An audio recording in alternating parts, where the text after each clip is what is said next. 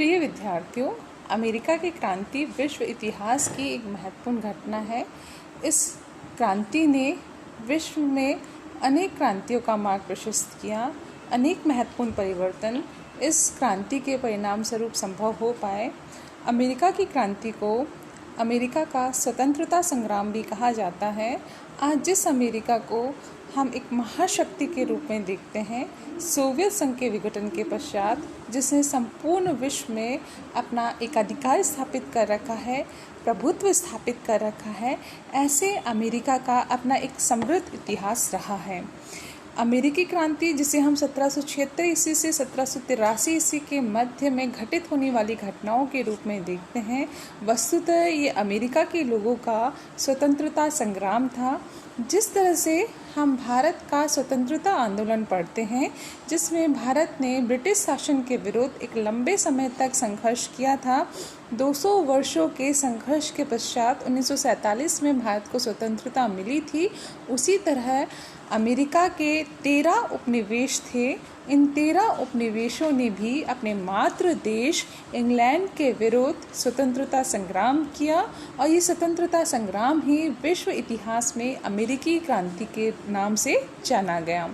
America की क्रांति कोई आकस्मिक घटना नहीं थी, अपितु अनेक ऐसी घटनाएं घटित हुई जिन्होंने उपनिवेशों को अपने मातृ देश इंग्लैंड के प्रति विद्वेष से भर दिया और धीरे धीरे प्राकृतिक रूप से अलग अलग होते हुए भी इन 13 उपनिवेशों ने एकजुट होकर, संगठित होकर अपने मातृ देश इंग्लैंड के विरुद्ध स्वतंत्रता आंदोलन चलाया।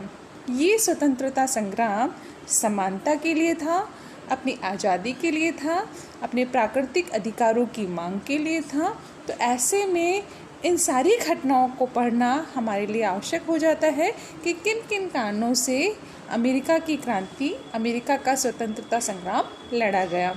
क्या कारण थे जिनके कारण इस क्रांति की नींव रखी गई, कौन कौन सी घटनाएं इस क्रांति के दौरान घटी और इनका क्या परिणाम निकला, अमेरिकी क्रांति का विश्व इतिहास में क्या महत्व है, इन सभी की चर्चा हम इस अध्याय में करेंगे।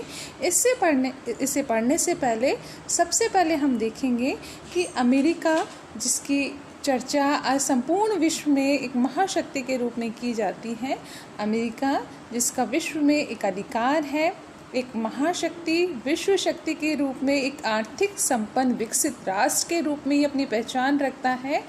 विश्व में घटित होने वाली समस्त घटनाएं अमेरिका के प्रभाव से, उसके व्यक्तित्व से प्रभावित होती है। तो ऐसे अमेरिका का अपना क्या इतिहास है, इसका क्या परिचय है। सबसे पहले हम देखें तो अमेरिका के जो मूल निवासी थे, ये मूल निवासी रेड इंडियंस कहलाते थे। अमेरिका में मूलतः रहने वाले लोगों के अलावा जब आधुनिक युग में अन्य देशों से आकर, यूरोप से आकर लोग बसने लगे, तो अमेरिका के इतिहास में अनेक परिवर्तन आए। यूरोपीय देशों से आकर, इंग्लैंड से, फ्रांस से और अन्य देशों से आकर जब लोग अमेरिका में बसने लगे, तो अमेरिका के आर्थिक, राजनीतिक, सामाजिक, इन सभी क्षेत्रों में आमूलचूल परिवर्तन देखने को मिला। अमेरिका की यदि हम सामान्य चर्चा करें तो अमेरिका की खोज एक आकस्मिक घटना के रूप में देखी जाती है। क्रिस्टोफर कोलंबस ने अक्टूबर 1492 ईस्वी में अमेरिका को ढूंढ निकाला। प्रशांत महासागर का चक्कर काटते हुए ये अमेरिका पहुंचा।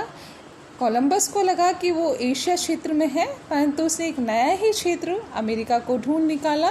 इसका नाम अमेरिगो वेस्पुची के नाम पर अमेरिका पड़ा। अमेरिगो वेस्पुची जो 1499 से 1501 ईस्वी के मध्य अमेरिका पहुंचा था, इसी के नाम पर इसका नाम अमेरिका रखा गया। प्रारंभ में अमेरिका पर स्पेन का प्रभुत्व था। आप सभी को पता है कि भौगोलिक अन्वेषणों के परिणाम स्वरूप स्पेन और पुर्तगाल ये नए नए राष्ट्रों की, नए नए देशों की खोज में लगे हुए थे, जिससे कि अपने व्यापार के माध्यम से आर्थिक समृद्धि प्राप्त कर सकें। ऐसे में हम देखें तो अमेरिका में भी सर्वप्रथम स्पेन के लोगों को आकर बसने का मौका मिला। यहाँ की जो स्थानीय जनजाति थी, एज़्टेक और इनका, जो यहाँ बसी हुई थी, हर्नांडो कॉर्टेज ने और फ्रांसिस्को पिज़ारो ने यहाँ पर आकर स्पेन वासियों को बसाया। अमेरिका की जो पहली स्थायी बस्ती थी सेंट ऑगस्टाइन ने 1556 ईस्वी में इसे बसाया, जिसे फ्लोरिडा कहते हैं। स्पेन और इंग्लैंड के मध्य 16वीं सदी में अमेरिका को लेकर भयंकर युद्ध हुआ, जिसमें इंग्लैंड की विजय हुई। आप सभी को पता है कि 1600 ईस्वी में महारानी एलिजाबेथ के समय ब्रिटिश ईस्ट इंडिया कंपनी की स्थापना हो चुकी थी, और ये ब्रिटिश ईस्ट इंडिया कंपनी व्यापारिक सुविधाओं के लिए, व्यापार वाणिज्य की उन्नति के लिए अनेक नए उपनिवेशों को बसाती थी, और इसमें अमेरिका भी एक था। ऐसे में हम देखें कि इंग्लैंड की रानी एलिजाबेथ ने जब गिलबर्ट और वॉल्टर रेले को अमेरिका के विभिन्न स्थानों पर नई बस्तियां बसाने की आज्ञा दी, तो महारानी की आज्ञा से गिलबर्ट ने न्यूफाउंडलैंड में और वॉल्टर रेले ने वर्जीनिया में अनेक नई बस्तियां बसाई। और 1606 ईस्वी में हम देखें इंग्लैंड के राजा जेम्स प्रथम के समय लंदन और प्लीमथ, ये कंपनियां हैं जिनको अमेरिका में कुछ निश्चित क्षेत्रों में उपनिवेश बसाने और व्यापार करने की अनुमति इंग्लैंड के राजा जेम्स प्रथम ने दी। 1607 ईस्वी में क्रिस्टोफर न्यूफोर्ट के नेतृत्व में लगभग 120 अंग्रेज जेम्सटाउन, जो कि वर्जीनिया की जेम्स नदी के किनारे है, में पहली अमेरिकी बस्ती बसाई। ये 120 अंग्रेज थे जो अमेरिका गए हैं, और अमेरिका जाकर इन्होंने जेम्सटाउन में पहली अमेरिकी ब्रिटिश बस्ती बसाई है। अमेरिका में बसने आए प्रारंभिक लोगों को, जो इंग्लैंड से अमेरिका में आए थे, इन प्रारंभिक लोगों को यात्री कहा गया, और जिस जहाज़ में बैठकर ये लोग आए थे वो मेफ्लावर जहाज़ है, और ये सभी प्यूरिटन लोग थे।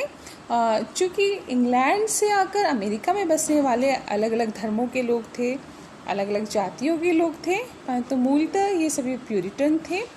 ये माना जाता है कि अमेरिका में जो अंग्रेज आए हैं, इन अंग्रेज़ों की जनसंख्या लगभग 90% थी, और जो 10% जनसंख्या थी ये डच, फ्रांसीसी, जर्मन और अन्य जाति के लोगों की थी, अन्य देश के लोगों की थी। तो इस तरह से हम कुल मिला के देखें तो 1775 ईस्वी में जब इन उपनिवेशों ने अपने मातृ देश इंग्लैंड से स्वतंत्र होने की मांग रखी, उस समय अमेरिका में 13 उपनिवेश थे। ये 13 उपनिवेश उत्तर में मैन नदी से लेकर दक्षिण में जॉर्जिया तक फैले हुए थे। उत्तरी भाग में 4 उपनिवेश, मध्य भाग में 4 उपनिवेश और दक्षिणी भाग में 5 उपनिवेश स्थित थे। इस तरह से कुल मिलाकर 13 उपनिवेश थे, और ये 13 उपनिवेश अपने मातृ देश इंग्लैंड के प्रति समर्पित थे। इंग्लैंड से आकर जो लोग यहाँ बसे थे उन्होंने ये 13 उपनिवेश बसाए थे। आज के अमेरिका की बात यदि हम करें तो आज के अमेरिका में लगभग 50 राज्य हैं, जबकि उस समय 18वीं सदी के उत्तरार्ध की बात यदि हम करें तो उस समय 13 उपनिवेश थे, और इन 13 उपनिवेशों की जनसंख्या विचारों की दृष्टि से, सिद्धांतों की और दृष्टिकोणों की दृष्टि से, आर्थिक दृष्टि से, राजनीतिक दृष्टि से, सामाजिक दृष्टि से, ये सभी अलग अलग विचारधारा के लोग थे जो 13 उपनिवेशों में बसे हुए थे। इन 13 उपनिवेशों की बात यदि हम करें तो इन 13 उपनिवेशों में Massachusetts, Maryland, New York, new Hampshire, new Jersey, Connecticut, Pennsylvania, Delaware, Rhode Island, उत्तरी कैरोलिना, दक्षिणी कैरोलिना, जॉर्जिया और वर्जीनिया थे। इस तरह से इन 13 ब्रिटिश उपनिवेशों ने अमेरिका में अलग अलग स्थानों पर अपनी बस्तियां बसाई थी, इन उपनिवेशों को बसाया था, और उपनिवेशों में आर्थिक समृद्धि के आधार पर इन्होंने अपना विकास किया था। चूँकि 16वीं 17वीं सदी में इन उपनिवेशवासियों ने आकर अमेरिका में अपनी स्थायी बस्तियां बसा ली थी। व्यापार वाणिज्य की समृद्धि में, आर्थिक समृद्धि में इन्होंने योगदान दिया था। खदानों में, बागानों में जो लोग लगे हुए थे, यही उपनिवेशी लोग थे जिन्होंने अमेरिका को विकसित करने में अपना योगदान दिया था। तो इन 13 उपनिवेशों में यदि हम देखें तो दक्षिणी भाग के जो उपनिवेश थे ये कृषि की दृष्टि से संपन्न थे, गर्म जलवायु थी तो कृषि की दृष्टि से उन्नत थे। उत्तरी और मध्य की बात यदि हम करें तो इन उपनिवेशों में व्यापार वाणिज्य की दृष्टि से, उद्योग धंधे स्थापित करने की दृष्टि से जलवायु अनुकूल थी। ऐसे में हम देखें जब यहाँ पर आर्थिक समृद्धि स्थापित हुई तो बौद्धिक चेतना का विकास हुआ, नए नए विचारों का उदय हुआ और नए नए विश्वविद्यालय, नगरों का विकास हुआ, समाचार पत्रों का प्रकाशन शुरू हुआ, साहित्य का प्रकाशन शुरू हुआ, विचारधाराओं का आदान प्रदान जब हुआ तो इनमें जागृति आई और ये अपने प्राकृतिक अधिकारों, स्वतंत्रता और समानता की मांग अपने मातृ देश से करने लगे।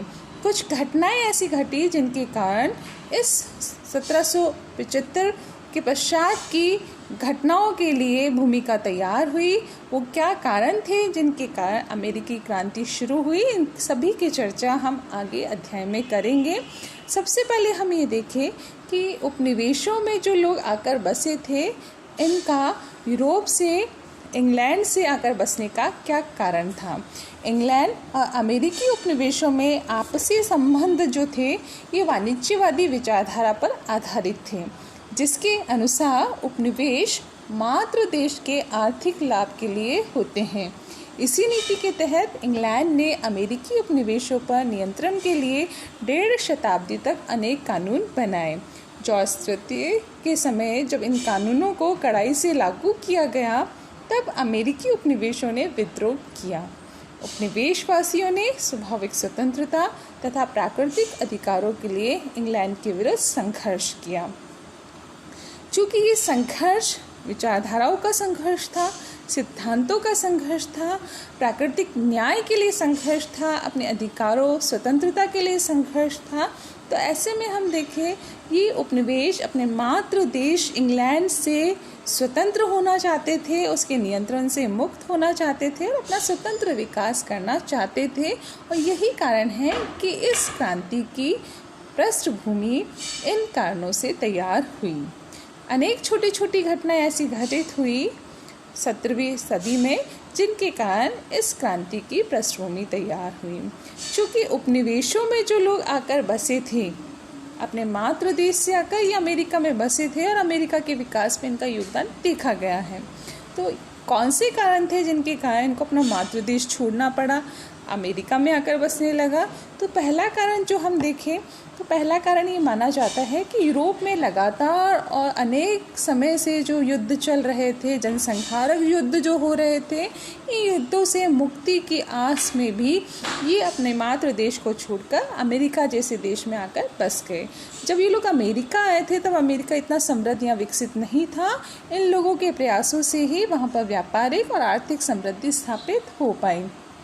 तो इन उपनिवेशों में बसने का पहला कारण यही था कि यूरोप में होने वाले निरंतर और जनसंहारक जो युद्ध थे इनसे मुक्ति की आशा इन लोगों को कहीं ना कहीं नजर आ रही थी। निर्धन लोगों को दास बनाकर जबरदस्ती युद्ध में झोंका जाता था। अमीर लोग थे, सत्ताधारी लोग थे, ये गरीबों का शोषण करते थे और इनको सैनिकों के रूप में युद्ध में भेजा जाता था।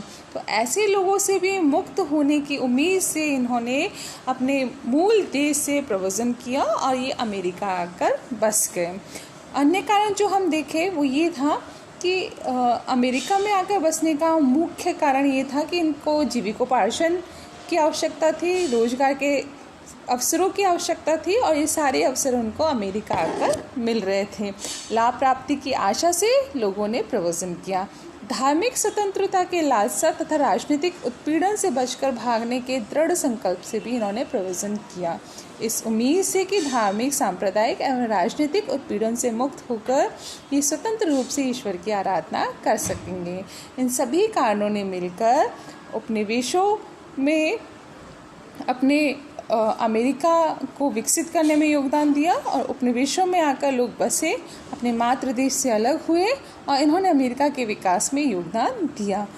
अब चूँकि लंबे समय से लोग अमेरिका में रह रहे थे, तो वो अब अमेरिका के लोग हो गए थे, वहाँ के स्थानीय निवासी हो गए थे। उन्हें अपने मातृ देश से अब कोई भी मतलब नहीं रहा था। कुछ कारण ऐसे हो रहे थे जिनकी वजह से अब ये स्वतंत्रता संग्राम, ये क्रांति करना आवश्यक हो गया था। इसके पीछे जो कारण माने जाते हैं वो प्रमुख कारण ये है कि जो इंग्लैंड है और अमेरिकी उपनिवेश है, इनमें सिद्धांतों तथा विचारधाराओं का अंतर था। इसकी वजह से ही ये संघर्ष हुआ। परिस्थितियाँ कुछ इस तरह की बन गई थी लगातार कि उपनिवेश स्वयं को अपने मातृदेश इंग्लैंड से अलग मानते थे और इन प्रतिकूल परिस्थितियों में भी संघर्ष होना आवश्यक हो गया था। अंग्रेजी समाज की यदि हम बात करें तो वो रूढ़िवादी समाज था, जबकि अमेरिकी समाज उदार समाज था। तो ऐसे में दोनों की विचारधाराओं में टकराव होना आवश्यक था। दोषपूर्ण अंग्रेजी प्रशासन नीतियाँ और निरंकुशता और इंग्लैंड द्वारा उपनिवेशों पर लगाए गए विविध कर इस क्रांति का तात्कालिक और मुख्य कारण था। इंग्लैंड ये मानता था, वाणिज्यवादी विचारधारा पर आधारित था, मर्केंटाइल थ्योरी थी उसमें, जिसमें कि उपनिवेश मातृदेश के लाभ के लिए होते हैं, और इस विचारधारा के कारण वह अपने उपनिवेशों का आर्थिक शोषण करना चाहता था। इसके लिए उसने अनेक कर उपनिवेशों पर लगा रखे थे। ऐसे में हम देखें तो उपनिवेशवासी ये कहते थे कि जब इंग्लैंड की संसद में उनका कोई प्रतिनिधित्व नहीं है, तो इंग्लैंड को अमेरिकी उपनिवेशों पर कर लगाने का अधिकार भी नहीं है। प्रतिनिधित्व नहीं तो कर नहीं, यह नारा इस क्रांति का लोकप्रिय नारा है। और इन सारी घटनाओं ने मिलकर इंग्लैंड के विरुद्ध अमेरिकी उपनिवेशवासियों में एकजुटता और संगठन की भावना पैदा करी, और जॉर्ज वॉशिंगटन के नेतृत्व में ये स्वतंत्रता संग्राम लड़ा गया, जिसका अंत यॉर्कटाउन में लॉर्ड कॉर्नवालिस के पराजय के साथ हुआ, और लंदन की संधि के माध्यम से 1783 में इस स्वतंत्रता संग्राम का अंत हुआ। ब्रिटेन को अमेरिकी उपनिवेशों को स्वतंत्र करना पड़ा और अमेरिका एक स्वतंत्र राष्ट्र के रूप में स्थापित हुआ। लोकतंत्र की स्थापना वहाँ संभव हो पाई। तो इस तरह से देखें, हम अमेरिका पहला देश था जिसने विश्व इतिहास में स्वतंत्रता स्थापित की। अपने अधिकारों, अपने प्राकृतिक न्याय की मांग के माध्यम से इसने अपने मातृ देश से मुक्ति प्राप्त की, और इस तरह से उसने इस क्रांति के माध्यम से विश्व के देशों का मार्ग प्रशस्त किया, और आने वाले समय में अन्य देशों ने भी इससे प्रेरणा प्राप्त की। क्या कारण रहे जिसके कारण अमेरिका की क्रांति हुई, इन सारे कारणों की चर्चा हम अगले अध्याय में करेंगे।